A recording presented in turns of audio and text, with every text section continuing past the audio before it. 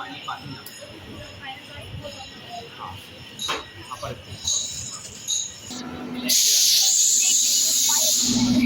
My God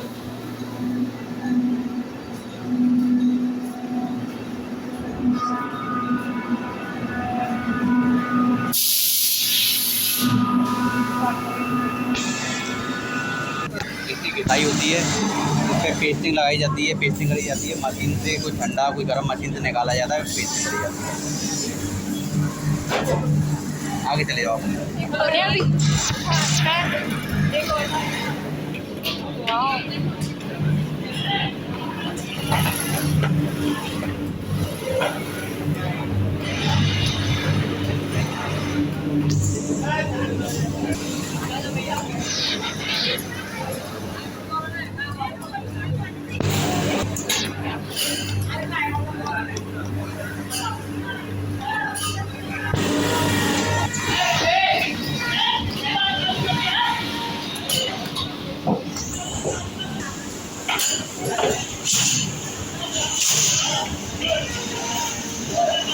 कौन से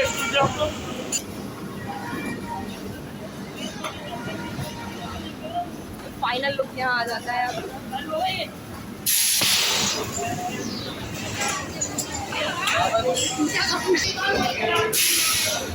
final look shoes तैयार।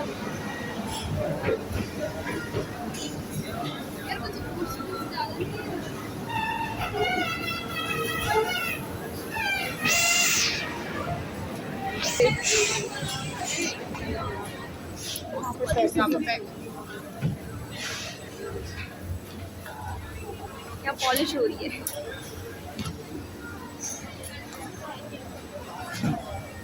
पॉलिश तो देख लो, पैकिंग देख रहा। अलग अलग कर रहा होगा बंदा, ठीक है, कोई सफाई कर रहा होगा, कोई पॉलिश कर रहा होगा, कोई फिनिशिंग कर रहा होगा। फाइनल इंस्पेक्शन ये करते हैं, अगर कोई डिफेक्ट होता है जोड़ी में तो वहीं पे मना कर देते हैं, अगर ओके होती है तो आगे जाते हैं, ओके हो गया जोड़ी ऐसे पैक करते हैं, ठीक है। इसमें मार्किंग वगैरह कर दी जाती है, मार्किंग सारी हटा दी जाती है, सॉरी पैकिंग हो रही है। लेबल वगैरह कर दी जाती है, ओके करके फाइनल पैक कर दी जाती है, लेबल लगा दिए जाते हैं। मॉइस्चर ना आए उसके लिए ये लगाया था माइक्रो पैक, ठीक है, क्या माइक्रो पैक लगाया जाता है मॉइस्चर वगैरह को कंट्रोल करने के लिए।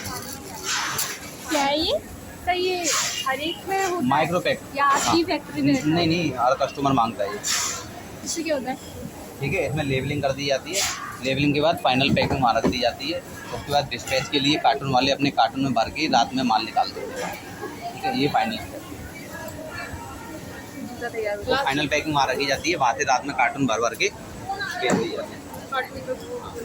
वो कार्टून पैक कर रहे हैं ना, वो फाइनल कार्टून वो पैक कर रहे हैं वहाँ पर। सेम प्रोसेस है, 3 लाइन है, ये लाइन समझनी थी वैसी वो लाइन समझनी है, हर लाइन पे अलग अलग है। उसके ब्लैक कलर का चल रहा है या पेंट चल रहा है, उस साइड में और दूसरा चल रहा है, तीनों अलग अलग लाइन है, ठीक है।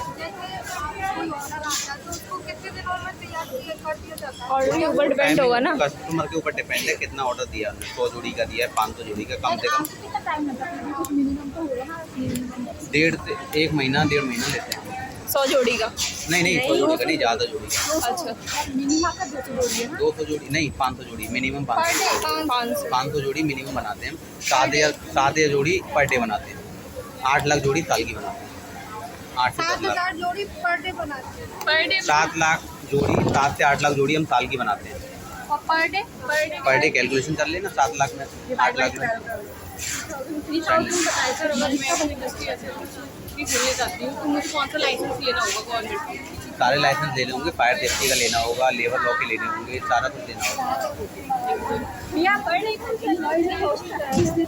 हाँ, फैसिलिटी PF ESI कटता है इनका, ठीक है। और क्या कहते हैं, सारी सुविधा जो कंपनी मिलती है, हॉलीडे, मेडिकल सब ESI में कवर हो जाता है ना, मेडिकल तो सारा ESI में कवर हो जाता है। सेफ्टी के पूरा इंतजाम है, फायर सेफ्टी का ये रहा। फर्स्ट एड के लिए अलग अलग फर्स्ट एड रूम बने हुए हैं, फर्स्ट एड रूम बाहर बना हुआ है, फर्स्ट एड हर बॉक्स हर डिपार्टमेंट में लगा होगा। फर्स्ट एड ट्रेन पर्सन भी हैं, फायर ट्रेन पर्सन भी हैं।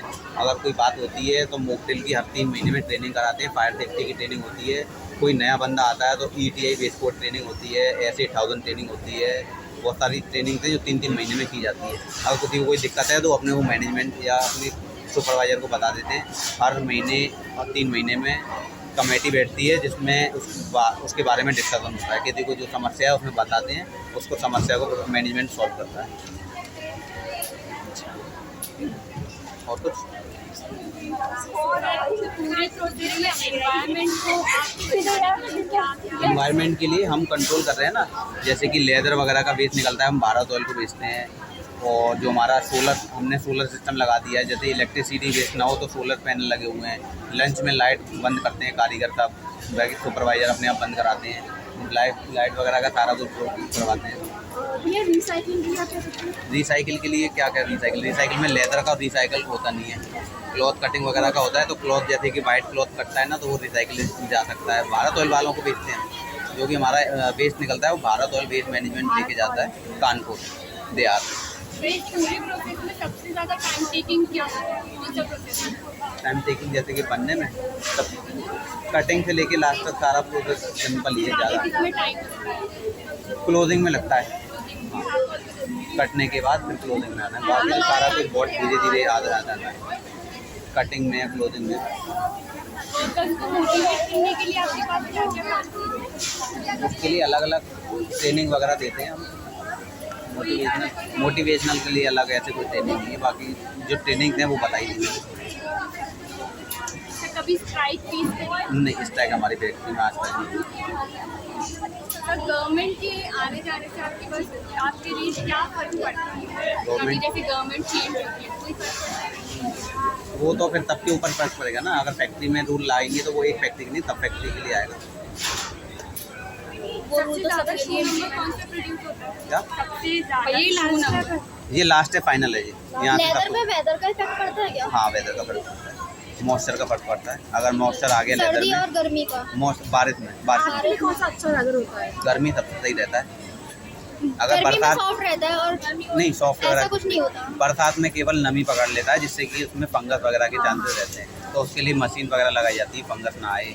पूरा सील पैक करा जाता है कि अंदर मॉइस्चर आ गया तो वो एक लेदर से दूसरे में जाएगा, ऐसे करके फैलता चले जाता है। तो उसके लिए बरसात में सबसे ज़्यादा सेफ्टी का इंतजाम करना पड़ता है। बाकी सारा और जब वो कोई खरीद लेता है उसके बाद जब वो यूज़ कर रहा होता है और बरसात में जब ऐसा हो, तो जब ऐसा होता है उसमें केमिकल लगा चुके होते हैं कुछ? नहीं, उसकी टेस्टिंग जाती है ना, टेस्टिंग होके जाता है। जैसे कि हमने उसमें केमिकल भी डाला है तो उसकी टेस्टिंग होगी, हमने कितना केमिकल डाला है, बच्चे के लिए नुकसान तो नहीं है।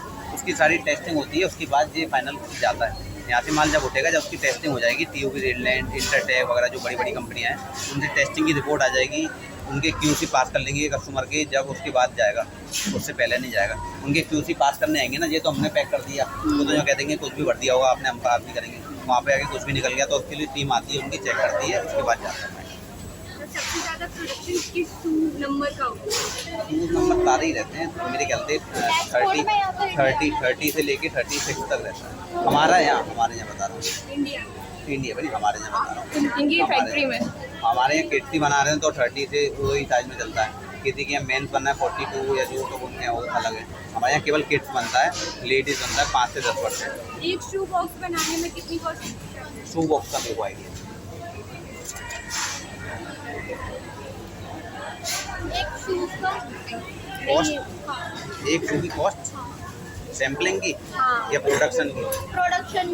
प्रोडक्शन की तो बहुत कम रहती है। अगर सैम्पलिंग में करेंगे तो 2.5 से 3 हज़ार का एक जूता पड़ेगा, क्योंकि उसमें सारी लेबर लगाई जाती है। एक जूते पे फिर सारी लेबर को पेमेंट करना पड़ेगा ना। प्रोडक्शन में कम हो जाती है, वैसे फिर कम कर दी जाती है।